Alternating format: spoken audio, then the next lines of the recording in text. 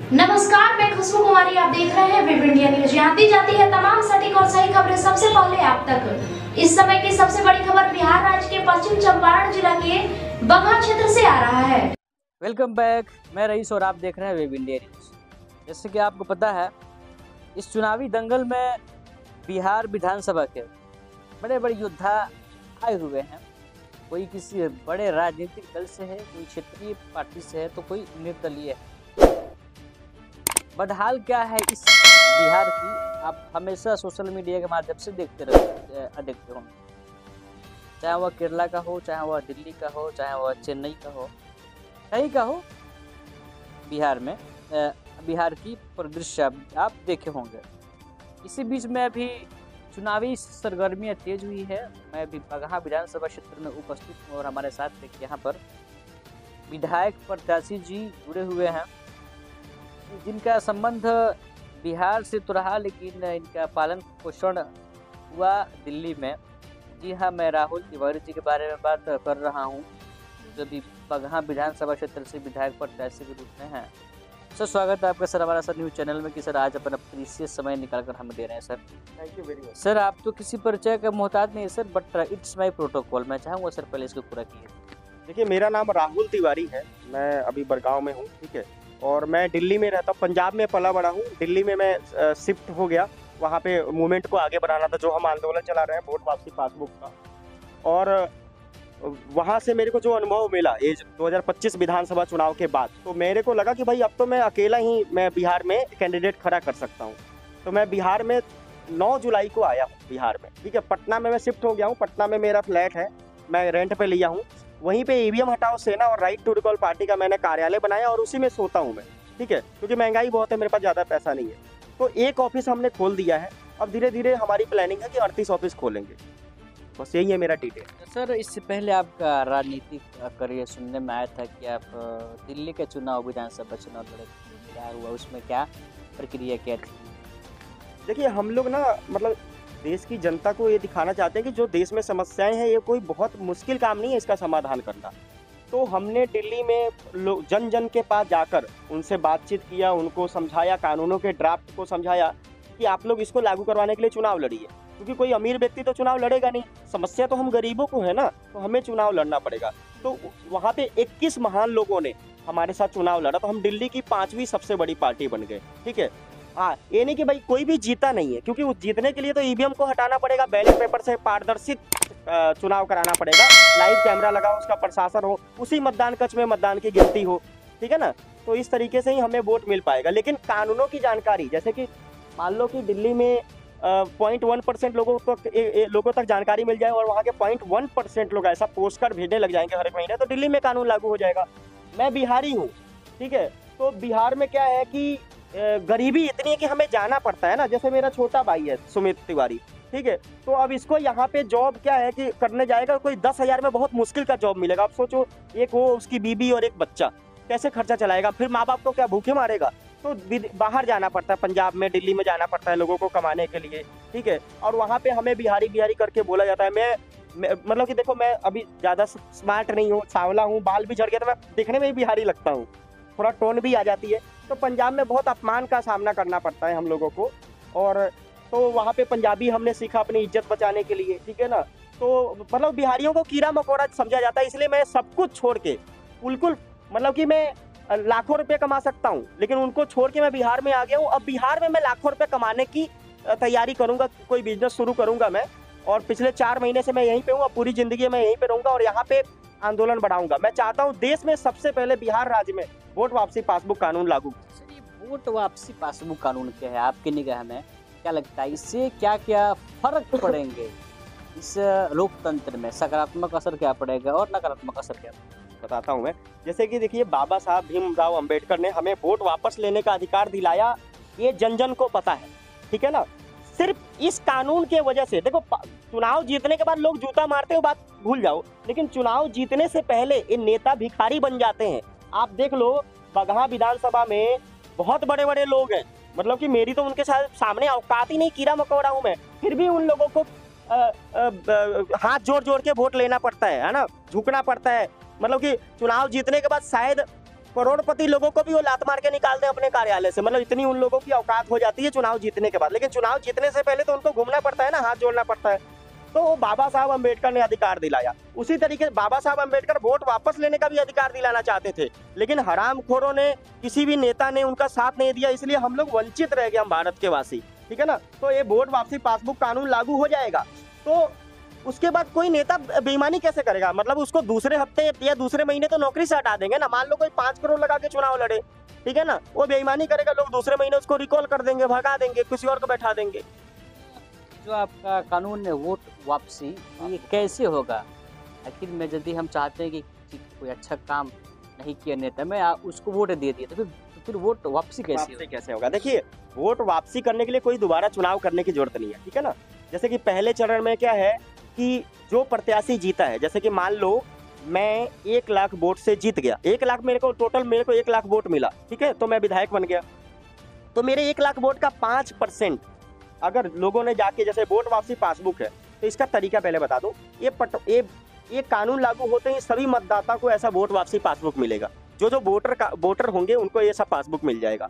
अब मान लो उन्होंने किसी को वोट दिया, वो वोट वापस लेना चाहते हैं, तो उनको पटवारी के दफ्तर में जाके, मतलब कभी भी दफ्तर में जाएंगे, वो बोलेंगे भाई राहुल तिवारी को हटा के कोई, मान लो किसी का नाम संजय हो, किसी का नाम अजय हो, किसी का नाम विजय हो, तो इस संजय को 1 नंबर पे, अजय को 2 नंबर पे और विजय को 3 नंबर पे मैं सपोर्ट करता हूँ, इनको समर्थन देता हूँ, राहुल तिवारी का समर्थन हटा के, ठीक है। तो जैसे ही 5%, अगर मान लो संजय है पहले नंबर पे, तो संजय को अगर 5% मिल गया वोट, जैसे आप जाओगे किसी विजय को पहले नंबर पे कर दोगे, तो जिस प्रत्याशी को 5% जीतने वाले प्रत्याशी से, मतलब कि 1 लाख वोट से मैंने जीता, तो 1 लाख का 5% कितना हो गया? 5000। तो 5000 लोगों ने अगर जाके वोट वापसी का मेरा वोट वापस ले लिया, तो जिस पहले बंदे को 5% समर्थन मिला होगा, वो बंदा बन जाएगा विधायक, ठीक है। और दोबारा जब करना होगा तो वो परसेंटेज बढ़ता जाता है। ऐसे भी तो होगा ना कि जो विपक्षी पार्टी में है, जो दूसरे नंबर पर हैं, हो सकता है कहीं वे अपना कार्यकर्ता को कुछ पैसे बांट उठ के ऐसे कर दे और फिर वो विधायक। हाँ, उसका समाधान मैं बताता हूँ। देखो, ये कानून लागू होते ही इस तरीके की समस्याएं बढ़ेगी, ठीक है ना। तो उसका समाधान ये है कि हमने कानून का पूरा ड्राफ्ट लिखा है, जैसे इसमें ना पूरा ड्राफ्ट है कानून का, ठीक है। तो उसका ड्राफ्ट में क्या है, धारा क्या है कि पहला रिकॉल 5% से होगा, दूसरा रिकॉल 7% से होगा, तीसरा रिकॉल 10% से होगा। जितने बार रिकॉल करोगे परसेंटेज बढ़ता जाएगा। और मान लो दूसरा कोई विपक्षी बंदा है और उसको किसी से दुश्मनी है और चाहता है इसको हटा के मैं बैठूं, मैं विधायक बन जाऊं, तो उसको पैसा भी तो खर्च करना पड़ेगा ना। अगर वो पूरी जिंदगी ऐसा करेगा तो भाई एक बंदे को पटवारी ऑफिस भेजने में 500 रुपये उसको देना पड़ेगा। तो फिर तो जनता ऐसे ही अमीर बन जाएगी लोगों से पैसा ले लेके, ठीक है ना। और जनता को सच में समस्या होगी तब जाके वो रिकॉल करेंगे, नहीं तो नहीं करेंगे, और परसेंटेज बढ़ता जाएगा हर एक बार। तो कितने बार वो रिकॉल करवाएं? तो सर, ईवीएम के लिए हमेशा सवाल उठते रहे हैं इस लोकतंत्र में। क्या लगता है कि ईवीएम लोकतंत्र के लिए, डेमोक्रेसी के लिए कहाँ तक सही है? क्या खतरा है या फायदा? देखो, जैसे कि लोकतंत्र का अभी सबसे बड़ा कोई दुश्मन है पूरे भारत का, आप मेरे से पूछो कि भारत देश का सबसे बड़ा दुश्मन कौन है, तो मैं बोलूँगा ईवीएम है, ठीक है। उसके बाद दूसरे नंबर पे कौन है? जो ईवीएम को कंट्रोल करता है, ठीक है ना। तो उस ईवीएम, हाँ, इलेक्शन डिपार्टमेंट में दूसरा है। नहीं, देखो, भारत जो चुनाव आयोग है वो ईवीएम से वोटिंग करवाता है, ठीक है ना। तो वो दोषी है और ईवीएम दोषी है, ठीक है। और ईवीएम पे जिनका कंट्रोल है, चुनाव आयोग पे जिनका कंट्रोल है, मान लो वो अमेरिका से चिप लेते हैं, ठीक है, ईवीएम में डालने के लिए, तो वो अमेरिका भी कुछ कर सकता है। मेरा ऐसा मानना है कि भारत में जितने भी नेता हैं, जितने भी विभाग है, सभी अमेरिका के दबाव में काम करते हैं। टीवी में दिखाते हैं कि अमेरिका को मोदी जी ने ऐसा कर दिया, वैसा कर दिया, लेकिन आप देखो ना, हर एक क्षेत्र में एफडीआई डाल दिया, फॉरेन डायरेक्ट इन्वेस्टमेंट। मतलब कि कांग्रेस ने तो बर्बाद किया है, बीजेपी ने तो भाई 11 साल में उससे ज्यादा बर्बाद कर दिया, ठीक है ना। तो मतलब ये लोग दिन प्रतिदिन हम भारत देश के जो खनिज है ना, जो खनिज निकलता जमीन से, उसको लूट रहे हैं पूंजीपतियों के सहारे, और उसमें मदद कर रहा है ईवीएम, ठीक है ना।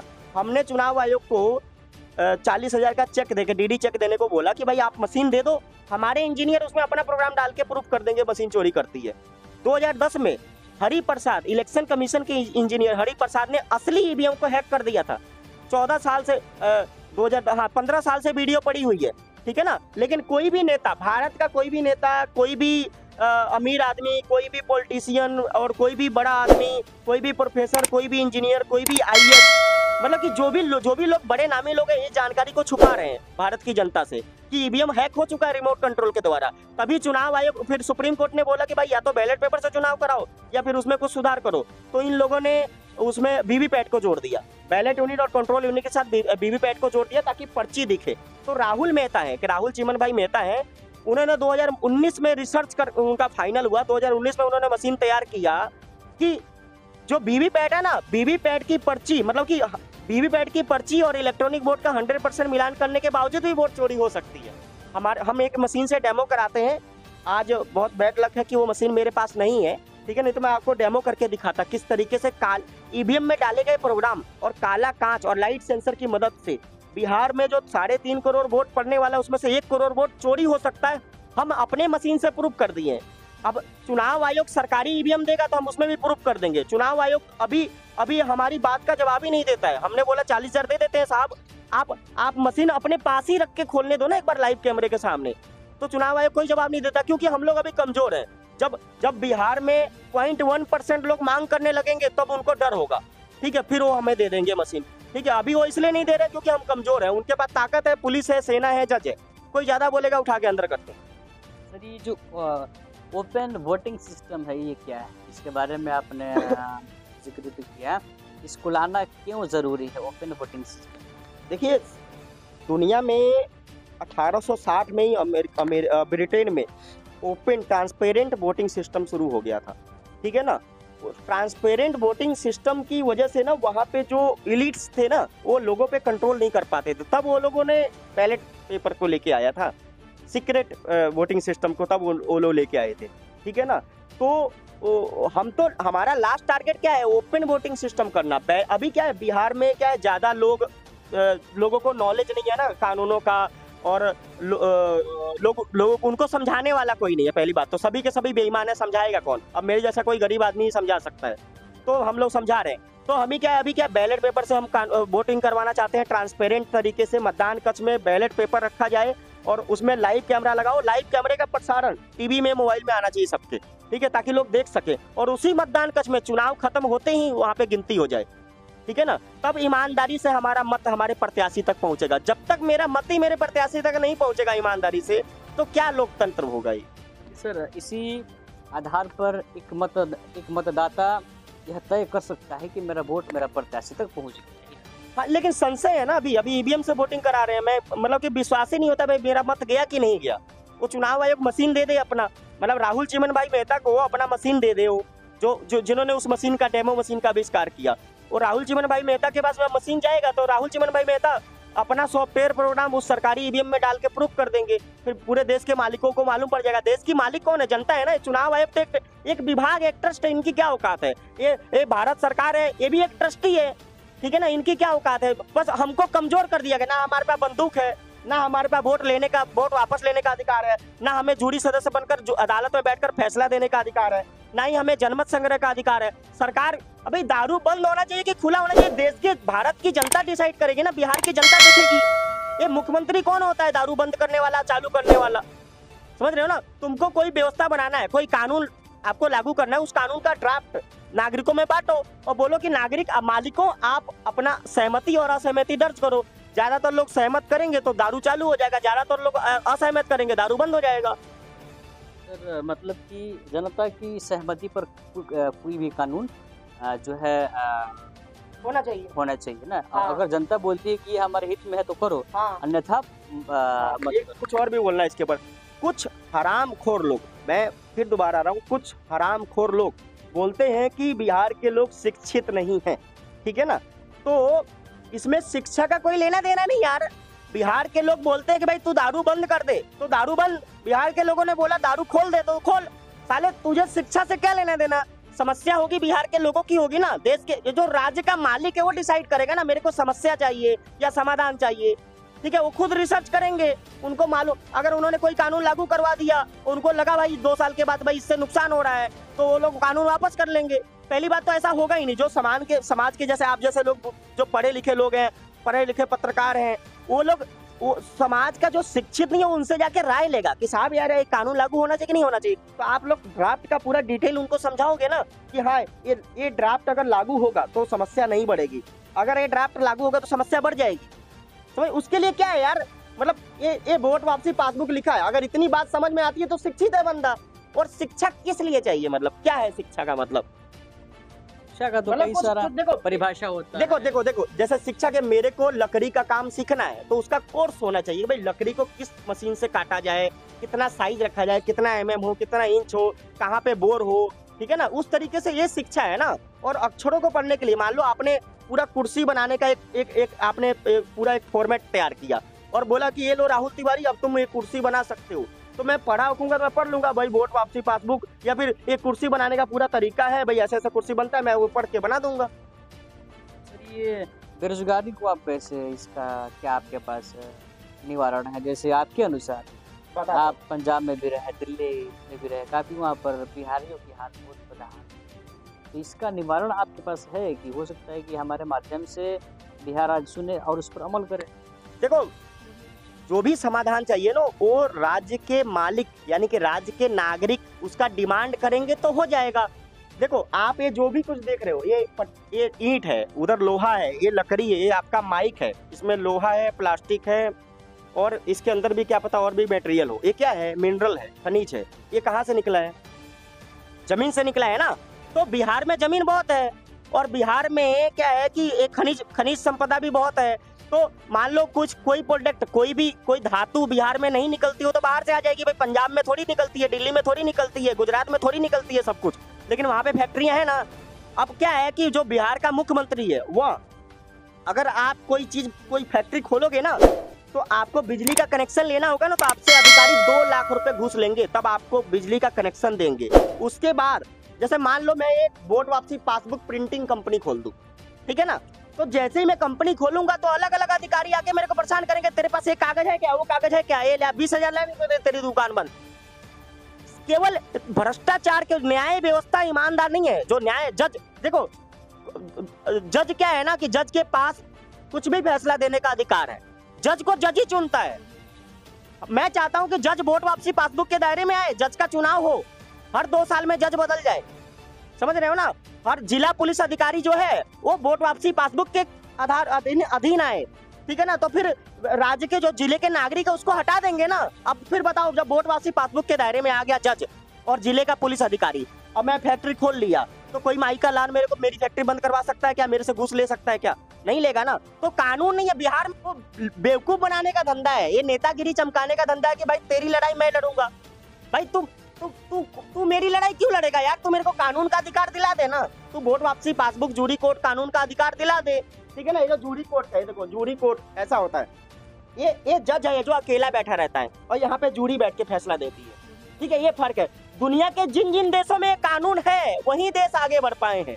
अमेरिका में 250 साल से है, तो अमेरिका आज बहुत सुपर पावर है, समझ रहे हो। जनता को शक्ति कहाँ से मिलेगी? जैसे कि आपके, चूंकि हमारे यहाँ जनता का शक्ति का तात्पर्य ये होता है कि मतदान करना, बाकी वही शक्ति है और भी शक्ति, और उस मतलब कि हमारे यहाँ की जनता बस यही जानती है।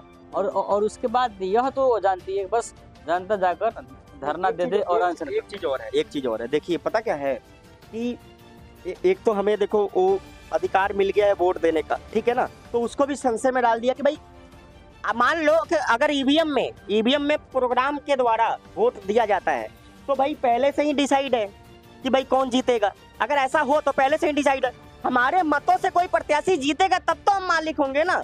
तो जो अधिकार, एकमात्र जो अधिकार मिला था वोट देने का, वो भी छीन लिया गया है। मतलब संशय है उसके ऊपर पूरा, मतलब कि मैं पूरा खुल के नहीं बोल सकता, जब चुनाव आयोग मशीन दे देगी तो मेरा इंजीनियर साबित कर देगा, ठीक है ना। तो जो एकमात्र एक औकात थी वोट देने की वो छीन ली गई है, मेरा ये मानना है। जब बैलेट पेपर का कानून देंगे तो हमारे पास एक ढाल आ जाएगा, ठीक है। हम 5 ढाल देना चाहते हैं, voting right, recall right, referendum right, jury right और गन राइट। हर एक सज्जन नागरिक को बंदूक रखने का अधिकार होना चाहिए, ठीक है ना। जब 1% लोगों, 0.1% लोगों के पास भी बंदूक आ गया ना तो नेता अधिकारी सब बेईमानदारी से काम करेंगे। अब तो यहाँ पर पूरा दिमाग फैलाने की बात आप कर रहे हैं। एक चीज और इसमें जोड़ना है कि देखो अभी क्या है ना कि हमारे पास अब जनता करे क्या करे, मतलब कि यार देखो जैसे कि अभी तो मैं आया हूँ ना, चुनाव का प्रचार कर रहा हूँ, तो नहीं तो उससे पहले कौन है? बीजेपी है, कांग्रेस है, जन स्वराज आ गई, और भी एक दो पार्टियां हैं, इंडिपेंडेंट लोग हैं। तो जनता दे तो दे, किसको वोट दे यार? जनता दारू पी लेती है, मुर्गा खा लेती है, पैसा ले लेती है, और सबसे कम बेईमान आदमी को दे देती है वोट। जनता को पता है कि ये चुनाव जीतने के बाद ये सब चोर हैं, चोरी करेंगे। जनता करेगा? लोग बोलते जनता शिक्षित नहीं है। तू बता साले किसको वोट दूं मैं?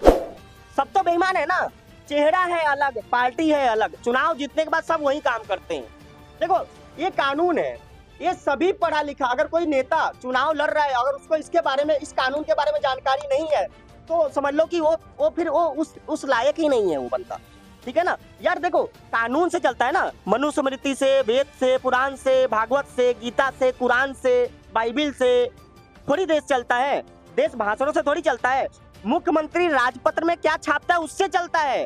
प्रधानमंत्री गैजेट में क्या छापता है, मुख्यमंत्री गैजेट में जो छापता है ना, वही कानून बनता है। जैसे कि मान लो प्रधानमंत्री है, उसने रात को 8 बजे बोला भाइयों बहनों 200 का नोट बंद, तो नहीं होगा बंद।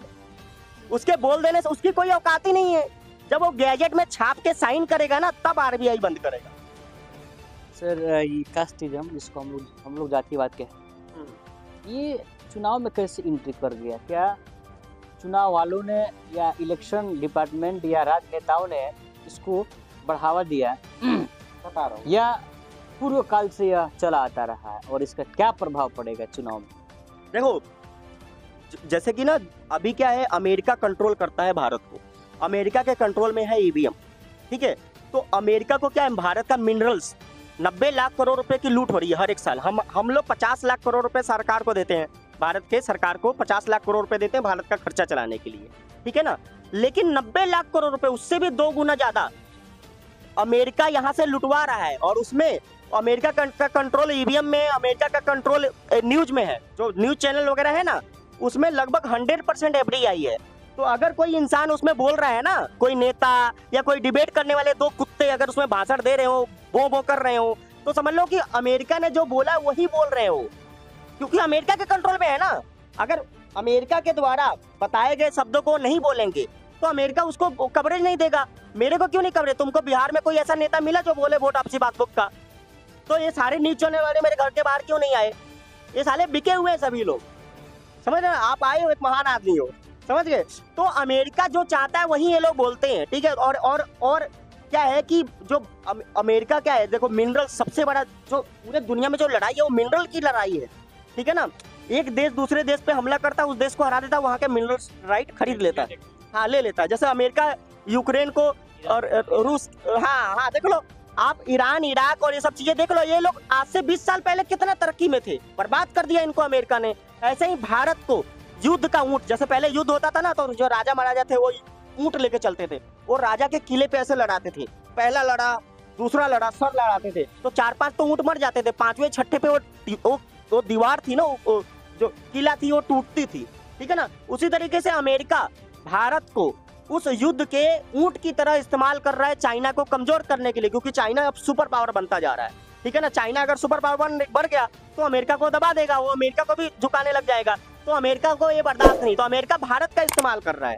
ठीक है ना, और बहुत जल्द, अगर देखो मैं ज्यादा बोल रहा हूँ, मतलब कि मैं बढ़ा के बोल रहा हूँ, अगर 15 साल से पहले भारत और चाइना का युद्ध होने वाला है, बहुत तगड़े लेवल पे, आधा भारत बर्बाद हो जाएगा। मतलब कि जितनी समस्या है ना, हम लोग 3 टाइम खाना खा लेते हैं ना, सुबह नाश्ता कर लेते हैं, दोपहर में खाना खा लेते हैं, शाम को खाना, हम इतने गरीब हो जाएंगे, मतलब जो इंसान आज 1 लाख रुपए कमाता है ना, वो 1 ही टाइम खाना खाएगा, ऐसा समझ लो, अगर युद्ध हो गया तो। और युद्ध होना तय है। ठीक है ना, क्योंकि उसको कमजोर करना वो इस्तेमाल कर रहा है। देखो अभी रक्षा क्षेत्र में लगभग 100% एफडीआई है। ठीक है ना, अमेरिका जब मर्जी अपनी सेना उतार के हमारे जनरल आर्मी के जनरल को ऑर्डर दे सकता है कि तू गोली उधर नहीं इधर चला। अब सोच लो तुम क्या आजाद हो भाई, पूरे गुलाम हो। ठीक है ना, और मीडिया में ये जो न्यूज चैनल पे कुत्ते भों करते रहते हैं ना, ये सब उसके कंट्रोल में, अमेरिका के कंट्रोल में। लगभग 100% एफडीआई है न्यूज में। ठीक है ना, अब रक्षा क्षेत्र गया, न्यूज गया, उसके बाद नेता किससे चुने जाते हैं? ईवीएम से। ईवीएम के ऊपर भी सवाल उठ रहा है। 1990 से इंजीनियर बोल रहे हैं कि उसमें इनसाइड टेम्परिंग हो सकती है, पर चुनाव आयोग कहता है कि भाई हैक कर दो। अबे मूर्ख क्यों बना रहा है चुनाव आयोग? उस मशीन में इंटरनेट वाईफाई है ही नहीं, तो उस पर हैक कैसे कर लोगे यार? उसको छू के उसमें प्रोग्राम डाला जा सकता है। मान लो अनुसार वो काम करता मैं आपको बताता हूँ कैसे होता है। देखो, Bharat electronic limited BEL company के 2 से 3 प्रोग्रामर पूरे भारत के लिए प्रोग्राम बनाते हैं। प्रोग्राम जो SLU फाइल डाला जाता है ना 14 दिन पहले, जो वोट होता है तो 14 दिन पहले EVM में फाइल डाला जाता है, एक सॉफ्टवेयर प्रोग्राम। वो बेल कंपनी के 2 से 3 प्रोग्रामर प्रोग्राम बना के बेल के सर्वर पे डालते हैं, ठीक है। उस सर्वर से 150 से 200 लैपटॉप कनेक्ट करके उसमें उस लैपटॉप में आ जाता है, कनेक्ट हो जाता है उनका, ठीक है। वो 150-200 टेक्नीशियन को दे देता है बेल, ठीक है। चुनाव फिर वो जो बेल कंपनी के जो टेक्नीशियन है 150-200, वो पूरे भारत में जहाँ जहाँ EVM होता है, चुनाव होता है ना, वहाँ पे 14 दिन पहले SLU फाइल डालते हैं, ठीक है ना।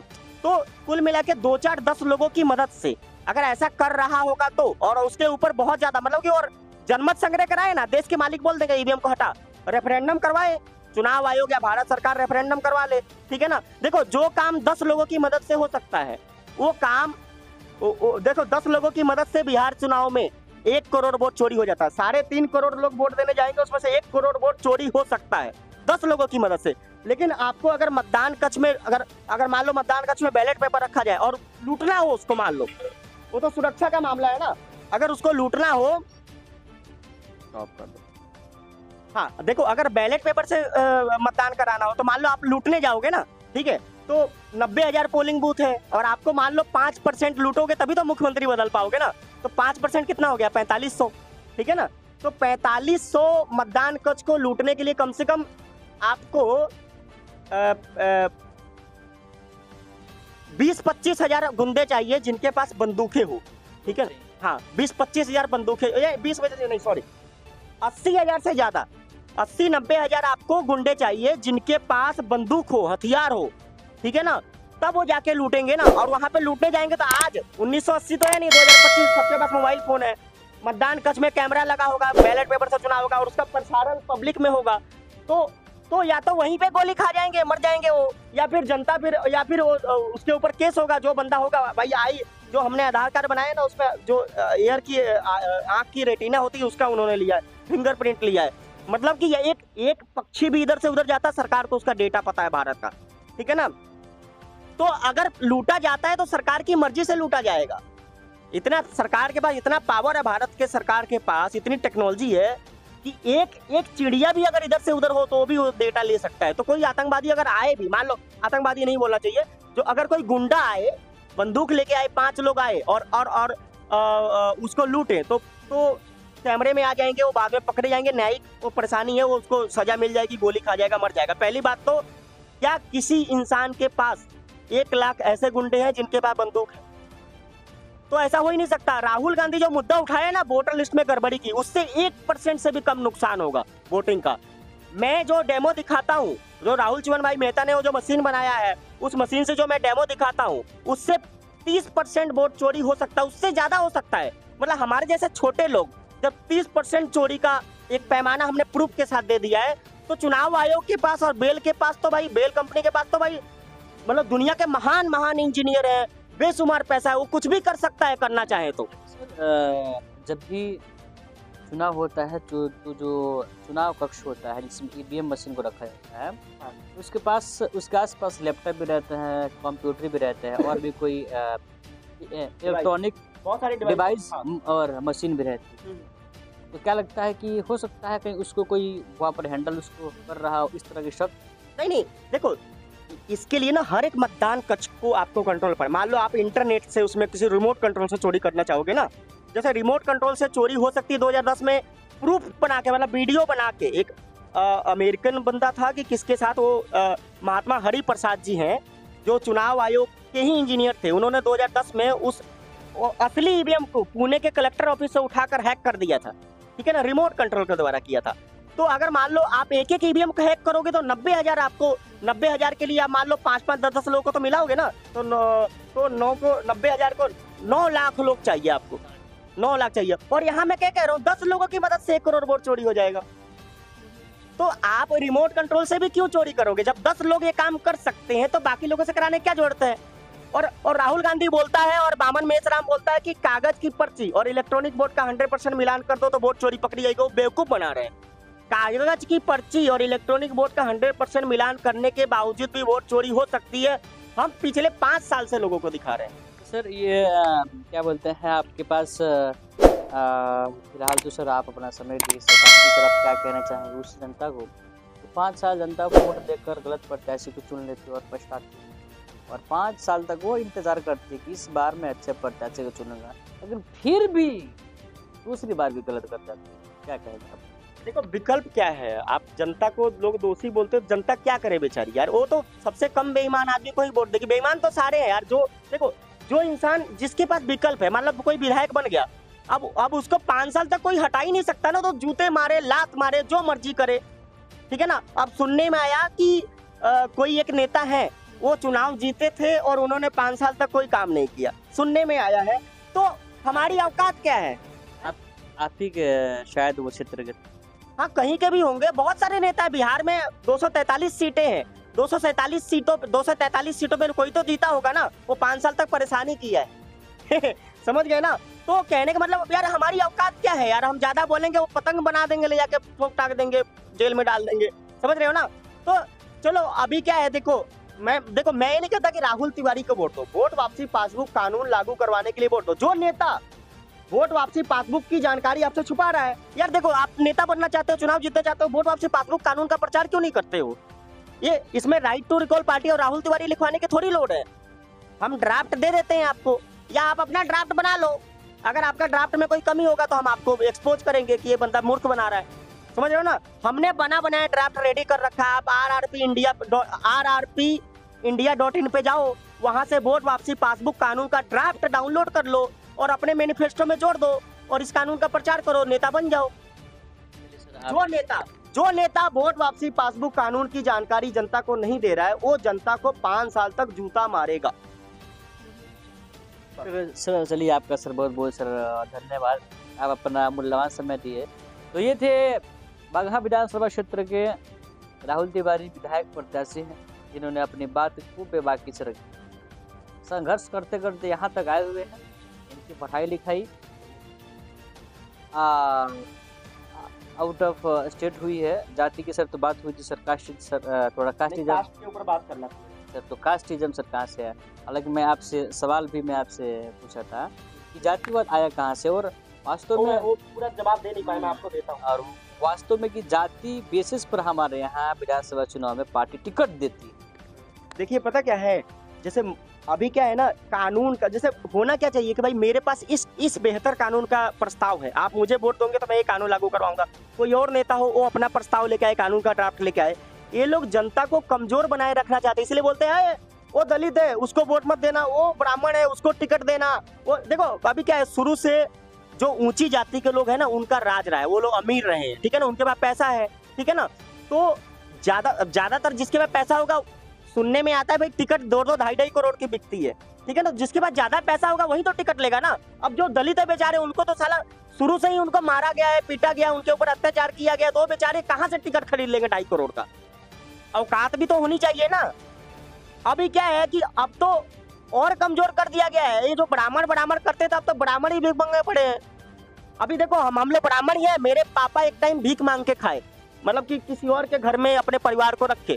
तो अभी क्या है, वो एक न्यायिक समस्या है, मान लो मैं चमार हूँ, ठीक है ना, और मेरे को किसी ब्राह्मण ने परेशान किया, तो मैं थाने में जाऊंगा, बोलूंगा उस ब्राह्मण ने परेशान किया, तो थानेदार तो उसको कल दूसरे दिन जेल में डाल देगा ना, उसको वोट वापसी का डर होगा, मतलब जिले के एसपी को वोट वापसी का डर होगा नौकरी खोने का, तो थानेदार ईमानदारी से काम करेंगे, जो सिपाही है ईमानदारी से काम करेंगे। अगर कोई ST SC का बंदा किसी ब्राह्मण के ऊपर अत्याचार कर रहा है तो दूसरे दिन तो वो जेल चला जाएगा ना भाई।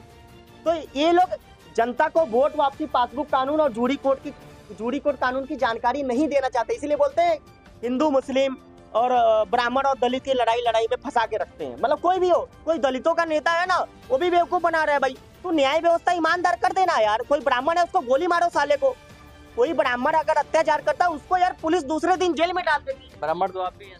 हाँ तो मेरे गोली मार दो अगर मैं कुछ गलत करूं। भाई देखो न्याय व्यवस्था गलत है, आप मुस्लिम हो, ठीक है ना, तो सुनने में आता है भाई मुगलों ने बहुत अत्याचार किया, तो आप भी मुस्लिम हो, तो यार आप भी उसी के फैमिली के हो, ठीक है, लेकिन आप तो गलत नहीं हो ना यार। आप जब से पैदा हुए हो तब से तो पता नहीं कितना पुण्य किया होगा। आप तो मीडिया वाले हो, मेरे पास आए हो, कितना पुण्य का काम कर रहे हो, जनता को एहसान कर रहे हो, उन तक ये जानकारी पहुंचा के, समझ रहे हो बात को, आप कितने महान आदमी हो। और मान लो फिर भी मैं कहूँ ये तो यार मुस्लिम है यार, इसको तो मैं देखना नहीं चाहता हूँ, आप मेरे ऊपर केस कर दो, दूसरे दिन तो मैं जेल में चले जाऊंगा, पुलिस वाले मार मार के मेरा सारी औकात बता देंगे। यार देश कानून से चलता है, बड़ामड़ों से नहीं चलता है। सर आपका बहुत बहुत सर धन्यवाद, आप अपना मूल्यवान समय दिए। चलिए फिर देखते हैं यहाँ की जनता किस बेस पर अपने प्रत्याशी को चुनेगी। क्या यहाँ बस एक धरना सेठों का वर्चस्व रहेगा कि एक आम गरीब को भी यहाँ पर प्रत्याशी बनने का मौका दिया जाएगा। तब तक के लिए विजिट कीजिए हमारे चैनल, फिर मिलते हैं एक नए खबर के साथ। जय हिंद, जय भारत।